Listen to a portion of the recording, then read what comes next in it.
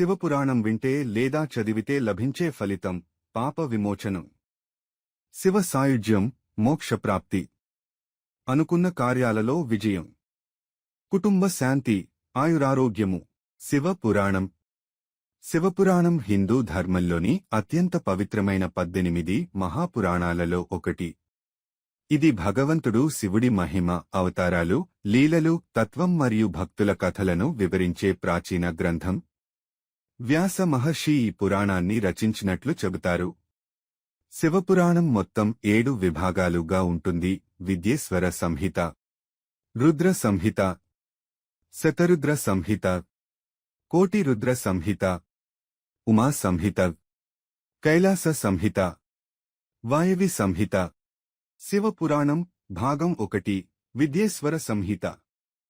ఈ సంహితలో శివలింగ మహిమ గురించి వివరించబడింది. లింగారాధన, శివనామస్మరణ వల్ల కలిగే ఫలితాలు, శివభక్తి ప్రాధాన్యతను ఈ సంహిత చెబుతుంది. పాపాలను నివారించే శివలింగ స్థాపన, పూజా విధానాలు ఇందులో ఉంటాయి. 1. శివపురాణ మహిమ. పరమేశ్వరుడు స్వయంగా శివపురాణాన్ని నారదునికి బోధించాడు. దీని వినికిడి వల్ల జన్మ జన్మల పాపాలు నశిస్తాయి. మానవుడికి మోక్ష మార్గం ప్రసాదిస్తుంది. శివపురాణం జ్ఞానము, భక్తి, మోక్షము. 2. బ్రహ్మ విష్ణు సంభాషణ. ఒకసారి బ్రహ్మదేవుడు, విష్ణుమూర్తి మధ్య లోక సృష్టి, స్థితి, లయములు ఎవరిది అన్న గొడవ వచ్చింది. ఆ సమయంలో పరమేశ్వరుడు లింగరూపంలో ఆకాశానికి ఎత్తుగా, భూమికి లోతుగా అవతరించాడు. వారి వివాదాన్ని శాశ్వతంగా తీరుస్తూ తానే సర్వోన్నతుడనని తెలియజేశాడు. 3. లింగోద్భవము. లింగం ఆదెంతాలేని శక్తి స్వరూపం. శివలింగ దర్శనంతో జన్మ పాపాలు నశిస్తాయి. బ్రహ్మదేవుడు గరుడపై పైకి వెళ్లినా, విష్ణుమూర్తి వరాహరూపంలో భూమిలో లోతుగా వెళ్లినా ఆ లింగానికి చివర కనిపించలేదు. అప్పుడే వారు శివుని పరబ్రహ్మ స్వరూపమని అంగీకరించారు. 4. శివలింగ స్థాపన ప్రాముఖ్యత. లింగ స్థాపన ద్వారా సకల పాప విమోచనం కలుగుతుంది. ఒక వ్యక్తి జీవితంలో కనీసం ఒక్కసారి శివలింగాన్ని ప్రతిష్ఠించి పూజిస్తే అతడు శివసాయుజ్యం పొందుతాడు. 5. శివనామ మహిమ. ఓం నమః శివాయ, ఓం నమః శివాయ మంత్రాన్ని జపించటం వలన శాంతి, ఐశ్వర్యం, ఆధ్యాత్మిక శుద్ధి లభిస్తుంది. ఇది పంచాక్షరీ మంత్రంగా ప్రసిద్ధి చెందింది. 6. శివారాధన విధానం. లింగాభిషేకం, జలధార, పంచామృత, బిల్వదళాలు. రుద్రాభిషేకం. మహాశివరాత్రి వ్రతం. శివ స్తోత్ర పారాయణం. శివ పురాణం భాగం 2 రుద్ర సంహిత. శివుడి అవతారము, పాశుపత రూపం. ప్రజల కళ్యాణం కోసం భగవంతుడు శివుడు పాశుపత రూపాన్ని ధరించాడు. ఇతడు పశుపతి, సకల జీవరాశుల అధిపతి గా ప్రసిద్ధి. శివుడు యోగికి యోగేశ్వరుడు, భక్తుడికి అనుగ్రహదాత, పాపులకు పరమపావనుడిగా ఉంటుంది. దక్ష యజ్ఞం. సతీదేవి త్యాగం. దక్ష ప్రజాపతి, బ్రహ్మదేవుని మనుమడు. అతడు అతిశయంగా గర్వంతో శివుడిని తన యజ్ఞానికి పిలవలేదు. సతీదేవి శివుని భార్యగా తన తండ్రి దక్షను శాసించేందుకు వెళ్ళింది. కాని అక్కడ అవమానానికి గురైంది. దక్షుడు శివునిని గౌరవించకపోవటంతో సతీదేవి తపస్విని స్వరూపంలో తన ప్రాణాలను త్యాగం చేసింది. ఈ దృశ్యాన్ని చూసిన భక్తులు, దేవతలు చలించిపోయారు. శివుడు కోపంతో రుద్ర తాండవం చేశాడు. వీరభద్రుడిని సృష్టించి దక్షుని యజ్ఞాన్ని ధ్వంసమయ్యేలా చేశాడు. చివరికి దక్షుని మేధోమందం తొలగించి శివుడు అతనిని క్షమించాడు. శివ పార్వతుల కళ్యాణం. సతీదేవి మరల పార్వతీదేవిగా, హేమవంతుని కుమార్తెగా జన్మించింది. ఆమె బాల్యం నుంచే శివునిపై అపార భక్తిని కనబరిచింది. ఆమె కఠిన తపస్సుతో శివుని ప్రసన్నం చేసుకుంది. శివపార్వతుల కళ్యాణం ఘనంగా జరిగింది. దేవతలు, ఋషులు ఈ వేడుకలో పాల్గొన్నారు. తారకాసురుని సంహారం. తారకాసురుడు బ్రహ్మదేవుని నుండి వరం పొంది తాను శివుని కుమారుడిచేతే మరణించాలన్న వరం తీసుకున్నాడు. శివపార్వతుల కుమారుడు కార్తికేయుడు, సుబ్రహ్మణ్యుడు జన్మించి తారకాసురుని సంహరించాడు. ఈ సంఘటనతో దేవతలకు మళ్లీ శాంతి కలిగింది. కార్తికేయ జననం. శివుడి తేజస్సుతో 6 శిశువులు జన్మించగా కృత్తికా నక్షత్రమునకు 6 మహిళలు శిశువులను పెంచారు. చివరికి పార్వతీదేవి ఆ 6 ఒక్కటిగా కలిపి కార్తికేయునిగా రూపొందించింది. ఆయనను దేవసేనాధిపతిగా నియమించారు. శివపురాణం భాగం 3 వాయు సంహిత. వాయు సంహితలో ముఖ్యంగా శివుని సృష్టితత్వం, లింగ మహిమ, పార్థివ పూజా విధానం మరియు శివభక్తి మహిమలు వివరించబడ్డాయి. శివలింగ తత్వం: శివుడు పరమాత్మ స్వరూపంగా, నిరాకారంగా ఉండే శూన్య స్వరూపమే శివలింగంగా దర్శనం ఇస్తాడు. లింగము అంటే సృష్టి, స్థితి, లయతత్వాల సమాహారం. లింగారాధన వల్ల భక్తుల పాపాలు హరించబడతాయి. లింగములో శివుని తత్వాన్ని స్మరించి ధ్యానం చేయడం అత్యున్నత సాధనమని చెప్పబడింది. బ్రహ్మ విష్ణువులకు శివలింగ దర్శనం కథ. ఒకసారి బ్రహ్మ, విష్ణు ఇద్దరూ ఎవరే శ్రేష్ఠుడు అన్నది తేల్చుకోలేక వివాదపడతారు. శివుడు లింగరూపంగా అనంతమైన జ్యోతి స్తంభంలా అవతరిస్తాడు. బ్రహ్మ పైకి వెళ్లి శిరస్సును కనుగొనాలని ప్రయత్నిస్తాడు. విష్ణు క్రిందికి వెళ్లి పాదాలను కనుగొనాలని ప్రయత్నిస్తాడు.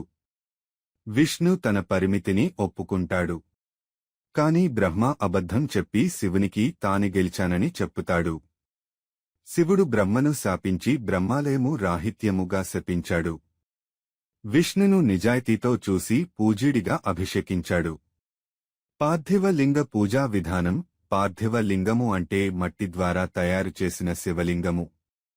ఈ లింగానికి పంచామృతాభిషేకం, బిల్వదళాలతో పూజ చేస్తే జన్మ జన్మల పాప విమోచనం, ఐశ్వర్య ప్రాప్తి, శత్రు విజయం, ముక్తి సాధనం జరుగుతాయని చెప్పబడింది.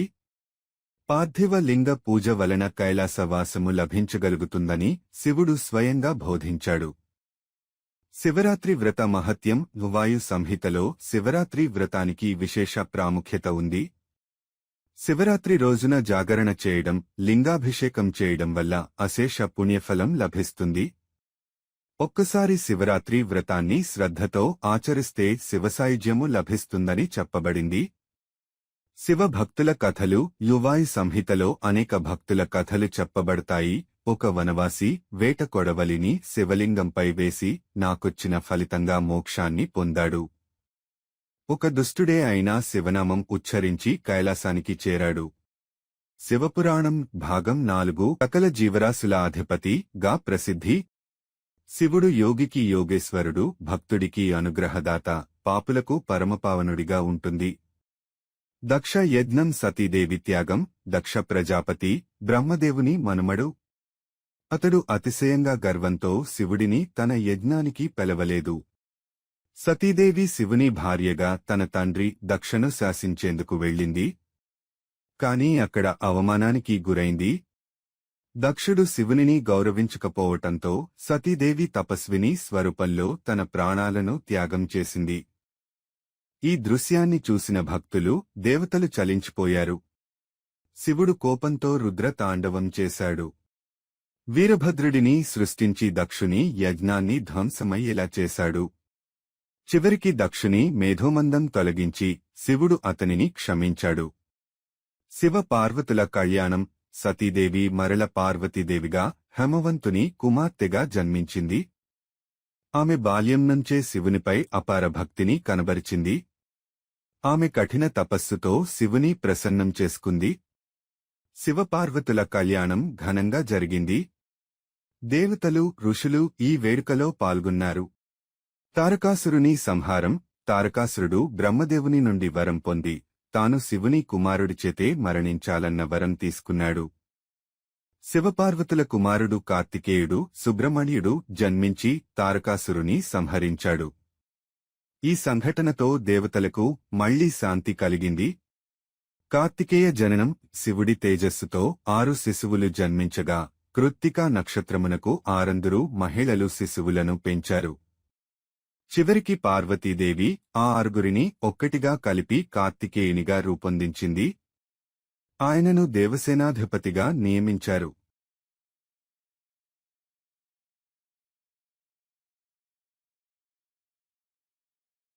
శివపురాణం భాగం 3 వాయు సంహిత. వాయు సంహితలో ముఖ్యంగా శివుని సృష్టితత్వం, లింగ మహిమ, పార్థివ పూజా విధానం మరియు శివభక్తి మహిమలు వివరించబడ్డాయి.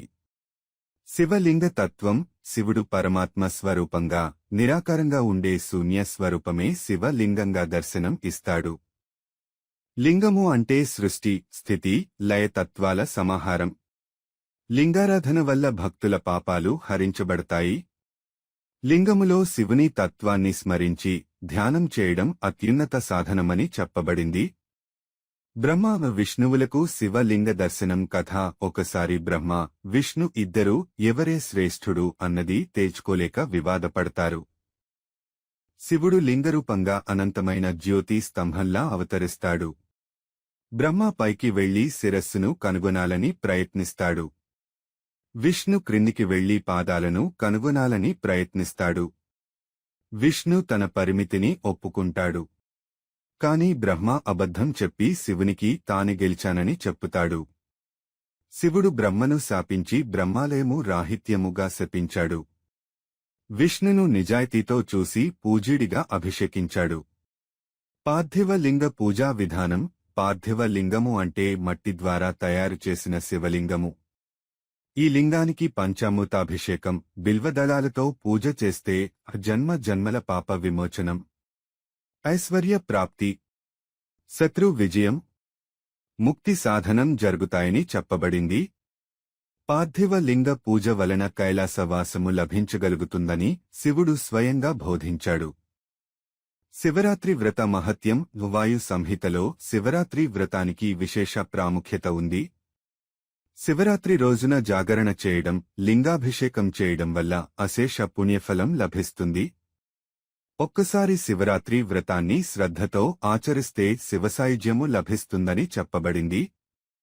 శివభక్తుల కథలు: యువాయు సంహితలో అనేక భక్తుల కథలు చెప్పబడతాయి. ఒక వనవాసి వేట కొడవలిని శివలింగంపై వేసి నాకొచ్చిన ఫలితంగా మోక్షాన్ని పొందాడు.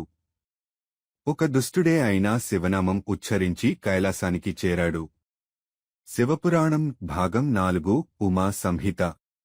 పార్వతీదేవి తపస్సు: దక్షుడు చేసిన యజ్ఞంలో ప్రాణత్యాగం చేసిన సతీదేవి తిరిగి హిమవంతుని కుమార్తెగా పార్వతీదేవిగా జన్మించింది. బాల్యం నుంచి ఆమె శివుడిని పతిగా భావించి అతనిని పొందేందుకు ఘోర తపస్సు ఆచరించింది. హిమవంతుడు, మెనకాదేవి మొదట్లో అంగీకరించకపోయినా పార్వతీదేవి దృఢ సంకల్పంతో అరణ్యంలో తపస్సు చేస్తూ శివుని ప్రసన్నం చేసింది. శివ పార్వతుల సంభాషణ తపస్సుతో మెచ్చిన శివుడు పార్వతీదేవిని దర్శించి మొదటగా ఆమెను పరీక్షించాడు. తన వైరాగ్యాన్ని తెలియజేసి ఆమె నిశ్చల భక్తిని పరీక్షించాడు. కాని పార్వతీదేవి ధైర్యంగా, ప్రేమతో శివుని ప్రత్యుత్తరమునకు సమాధానమిచ్చింది. ఈ సంభాషణల్లో శివుడు జీవన నైతికత, ధర్మ మార్గం, మోక్ష గమనం వంటి విషయాలను పార్వతీదేవికి బోధించాడు. శక్తి తత్వం: శివశక్తి ఏకత్వం. ఈ సంహితలో శక్తి తత్వం గురించి విపులంగా వివరించబడింది. శివుడు నిర్గుణ పరబ్రహ్మమూర్తి కాగా శక్తి ఆయన సకల క్రియాశక్తిని, ప్రకృతి స్వరూపాన్ని సూచిస్తుంది. శివము లేక శక్తి లేదు, శక్తి లేక శివుడు నిష్ప్రభ అని ఈ భాగంలో చెప్పబడింది. శివశక్తి ఏకత్వమే ఈ జగత్తు సృష్టికి మూలాధారం. శక్తి లీలలు: శక్తి పరమేశ్వరి వివిధ రూపాలలో దుర్గా, కాళీ, లలిత లోక కళ్యాణం కోసం లీలలు ఆడుతుంది. రాక్షస సంహారం, భక్తుల పరిరక్షణ, శక్తి పీఠాల ఆవిర్భావం వంటి కథలు ఈ భాగంలో చెప్పబడ్డాయి. శక్తి పీఠాలు అనేవి పార్వతీదేవి శరీర భాగాలు పతించిన పవిత్ర స్థలాలు. ఇవి భూమిపై భక్తులకు ప్రత్యేకత కలిగించిన తీర్థస్థానాలుగా నిలిచాయి. మార్కండేయ మహిమాన్విత కథ. ఆ మార్కండేయుడు చుట్టుపుట్టుకతో చనిపోవాల్సిన విధి ఉన్నా పరమభక్తితో శివలింగాన్ని ఆరాధించాడు. యమధర్మరాజు ప్రాణాలు తీయడానికి వచ్చినప్పుడు మార్కండేయుడు శివలింగాన్ని పట్టుకుని ప్రార్థించాడు. శివుడు ప్రత్యక్షమై యముడిని పరాజయం చేసి మార్కండేయుని చిరంజీవిగా చేయడం ఇది. ఓం త్రయంబకయం యజామహే అనే మహామృత్యుంజయ మంత్రం శివుడి అనుగ్రహంతో జన్మించింది. శివపురాణం భాగం 5 కైలాస సంహిత. నందీశ్వర మహిమ. నందీశ్వరుడు శివుడి ప్రధాన గణపతి. అతడు తన బాల్యంలోనే శివుని భక్తిగా ఉండేవాడు. శివుడి అనుగ్రహంతో నంది రక్షకునిగా, భక్తుల సేవకునిగా నిలిచాడు. నంది వాహనంగా ఉండటమంటే శివుని సర్వాధికారాన్ని, ధర్మాన్ని, శ్రద్ధను సూచిస్తుంది. నందీశ్వరుని అనుమతితోనే భక్తులు శివ దర్శనం పొందుతారు. భృంగి ముని కథ. భృంగి ముని శివునికి పరమభక్తుడు. అతను శివుని మాత్రమే ఆరాధించి శక్తిని పూజించకూడదని సంకల్పించాడు. శక్తి లేక శివుడు కూడా అపూర్ణమని శివుడు భృంగికి నేర్పించేందుకు శివశక్తి ఏకమూర్తిగా నిలిచాడు. కాని భృంగి ముని తానొక పురుగు రూపంలో శివుని చుట్టూ ప్రదక్షిణం చేశాడు. శివుడు ఆనందించి భృంగికి అనుగ్రహించాడు. కాని శక్తి ద్వేషం వల్ల శరీరశక్తి కోల్పోయి కేవలం ఎముకలుగా మారిపోయాడు. శక్తి అనుగ్రహంతో మళ్లీ శరీరాన్ని పొందాడు. శివభక్తి మహిమలు కైలాస సంహితలో అనేక భక్తుల కథలు వివరించబడ్డాయి. ఒక పాపాత్ముడు ఓం నమః శివాయ అన్న ఒక్క మాటతో మోక్షం పొందాడు. బిల్వదళాలతో శివారాధన చేసిన అనేకులు పాప విమోచనం పొందారు. శివరాత్రి వ్రతం చేయడం వల్ల జన్మ జన్మల పుణ్యఫలం లభిస్తుందని చెప్పబడింది. శివనామ స్తోత్ర ఫలితాలు. శివుని 108 నామాలు, సహస్రనామాలు జపించిన వారు మహాఫలితాలను పొందుతారు. శివనామ స్మరణ వల్ల పాప విమోచనం, శత్రునాశనం, ఆరోగ్యం, ఐశ్వర్యం, అంతిమంగా మోక్ష మార్గం లభిస్తుంది. ఓం నమః శివాయ అనే పంచాక్షరీ మంత్రం స్వయంగా శివతత్వాన్ని వ్యక్తపరుస్తుంది. శివుడి కైలాస లీలలు. కైలాసంలో శివుడు భక్తులతో అనేక రకాలుగా లీలలు ఆడుతాడు. నృత్యం, తాండవం, సమాధి, గణపతి, కార్తికేయులతో కలిసి భక్తులకు దర్శనం ఇస్తాడు. దేవతలు, ఋషులు కైలాసంలో శివుని సేవ చేస్తారు. కైలాసం అంటే భక్తికి, జ్ఞానానికి, మోక్షానికి మార్గాన్ని సూచిస్తుంది.